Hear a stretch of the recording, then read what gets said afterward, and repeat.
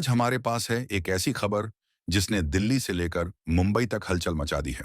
क्या प्रधानमंत्री नरेंद्र मोदी सचमुच सितंबर 2025 में रिटायर होने वाले हैं?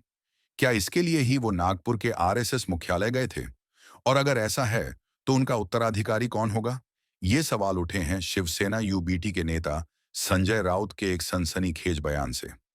लेकिन रुकिए, महाराष्ट्र के सीएम देवेंद्र फडणवीस ने इसे मुगल संस्कृति का तमगा दे दिया। तो चलिए इस सियासी ड्रामे की परतें खोलते हैं। दरअसल सोमवार को मुंबई में संजय राउत ने प्रेस कॉन्फ्रेंस में एक बम फोड़ा। सुनिए उनके शब्द। सितंबर में रिटायरमेंट का आवेदन लिखने के लिए शायद वो आरएसएस मुख्यालय गए। मेरी जानकारी है कि वो पिछले 10 से 11 साल में कभी वहां नहीं गए। आरएसएस देश के नेतृत्व में बदलाव चाहता है। राउत ने यह भी दावा किया कि पीएम का उत्तराधिकारी महाराष्ट्र से होगा और आरएसएस इसकी घोषणा करेगा। अब यहां ट्विस्ट यह है कि रविवार को पीएम मोदी ने सचमुच नागपुर में आरएसएस मुख्यालय का दौरा किया था। वहां उन्होंने संघ के संस्थापक केशव बलिराम हेडगेवार को श्रद्धांजलि दी। 11 साल में उनकी पहली आधिकारिक यात्रा थी ये। तो क्या राउत का दावा सच है?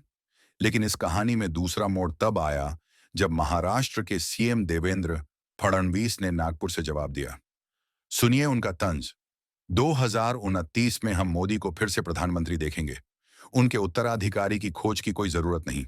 वो हमारे नेता हैं और रहेंगे। हमारी संस्कृति में जब पिता जीवित होते हैं तो उत्तराधिकार की बात करना गलत है। ये मुगल संस्कृति है। वाह! फडणवीस ने न सिर्फ राउत के दावे को खारिज किया बल्कि इसे सांस्कृतिक जंग का रंग भी दे दिया। मुगल संस्कृति का तंज तो जैसे विपक्ष पर सीधा वैचारिक हमला है। अब सवाल यह है कि क्या सचमुच पीएम मोदी रिटायरमेंट की सोच रहे हैं? संजय राउत ने बीजेपी की उस कथित नीति का जिक्र किया जिसमें 75 साल की उम्र पार करने वाले नेता रिटायर हो जाते हैं। याद कीजिए, लाल कृष्ण आडवाणी और मुरली मनोहर जोशी को मार्गदर्शक मंडल में भेजा गया था। मोदी सितंबर 2025 में 75 के हो जाएंगे। तो क्या वो खुद इस नियम को मानेंगे? लेकिन बीजेपी कहती है कि ऐसी कोई औपचारिक नीति नहीं है। फिर राउत का दावा कहां से आया? क्या ये विपक्ष का दांव है 2029 के चुनाव से पहले बीजेपी को परेशान करने का? फडणवीस ने इसे सिर्फ खारिज ही नहीं किया बल्कि मोदी को पिता कहकर एक भावनात्मक कनेक्शन भी जोड़ा। दूसरी ओर आरएसएस के बड़े नेता सुरेश भैयाजी जोशी ने कहा, मुझे ऐसी किसी चर्चा की जानकारी नहीं। तो क्या राउत की बात में दम नहीं, या फिर ये सियासी शिगुफा है? कुछ लोग कह रहे हैं कि यह कांग्रेस और शिवसेना यूबीटी की रणनीति का हिस्सा है। शिक्षा, अर्थव्यवस्था के बाद अब नेतृत्व पर सवाल उठाकर बीजेपी को घेरना। और फिर आता है फडणवीस का मुगल संस्कृति वाला तंज।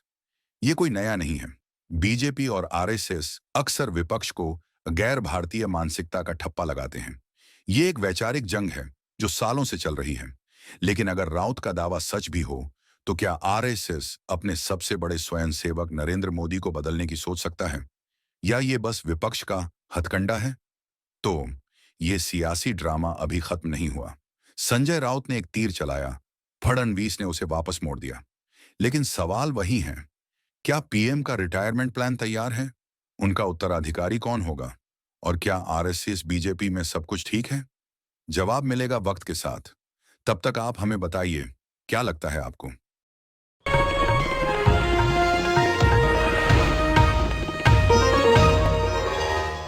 Copyright disclaimer under Section 107 of the Copyright Act 1976. Allowance is made for fair use for purposes such as criticism, comment, news reporting, scholarship, and research. Fair use is a use permitted by copyright statute that might otherwise be infringing.